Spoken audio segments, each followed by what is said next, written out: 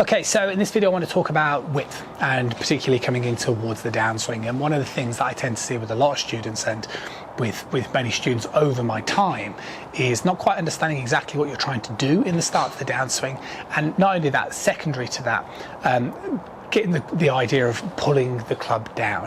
And we're going to talk about this in detail in terms of exactly what it is that would be acceptable when we hear some pros say, yes, I pull the club, and other pros say, no, I turn the body. Exactly what it is that we're trying to achieve, which will hopefully add clarity.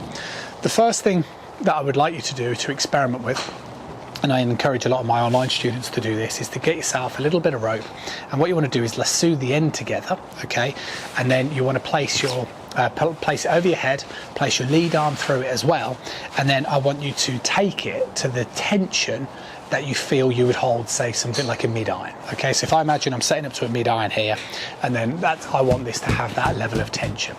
What I'm going to do is I'm going to now just solely take hold of this in my trail hand, okay, so just my right hand, so that basically the rope has been, the rope is a replacement to my lead arm, okay. And the reason I'm doing this is so that you guys, one, you can experiment this feeling, and two, so that you can see exactly what it is that I'm going on about. So what we don't want to do is we don't want to swing in towards the backswing position, and what I'm talking about in terms of pulling the club down is this type of motion here. Okay, so if I just pull the club down, okay, you can kind of see the way that all the tension completely goes. So what we really want to do is we want to find a way to start the downswing where we maintain the level of tension that's held on the club. So there's a significant difference between pulling the hands down, okay, which is obviously what we don't want to do, as opposed to pulling the arm down, which is something that would be acceptable. And the big difference comes down to the functionality between the upper part of your trail arm and the side of your body. So if I went with the idea, I'm going to pull my arms down, I'm going to straighten my right arm, which means I'm going to try and increase the distance between my upper arm and my forearm, that can work if I do it like so. Okay, so I'm allowing my upper arm to straighten as I bring my arm to the side of my body, because it's maintaining width. And what you can see is, although I'm kind of consciously feeling like I'm applying width on the outer part of the swing, not bringing it in, I'm still getting my hands to kind of go over the ball because my upper arm is moving to the side of my body. So this exercise is an absolute must that you want to be incorporating. Now, what you want to be doing in the golf swing as well is you want to be initiating your downswing with a really good pivoting action. Okay, so what I mean by a really good pivoting action is you want to feel like you're progressively moving towards your lead side. Okay, so what I try and say to students is you almost want to imagine that in the backswing you're trying to maximize the distance that your hands are relative to your sternum. And then as you start the downswing, you let your upper arm move to the side of you, but you still want to try and maximize the distance theoretically that your sternum is from your hands.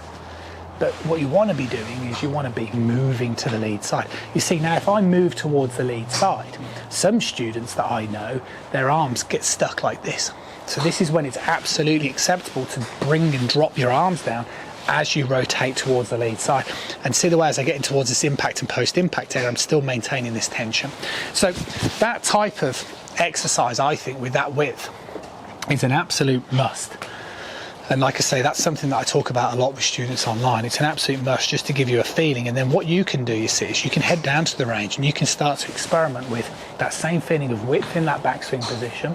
And then as you initiate the downswing, letting your upper arm and getting width here, okay, my upper arm moves to the side of my body this way, but as I'm doing that to rotate towards the lead side, so then your hands and arms are always applying a force on that outer part of that circle, but you're understanding the feeling of how to bring your arms down.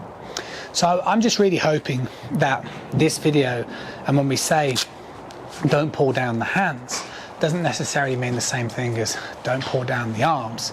And I just think that was worth mentioning because there might be a few of you out there, and you can let me know in the comments section whether you find that quite liberating to hear. See you soon.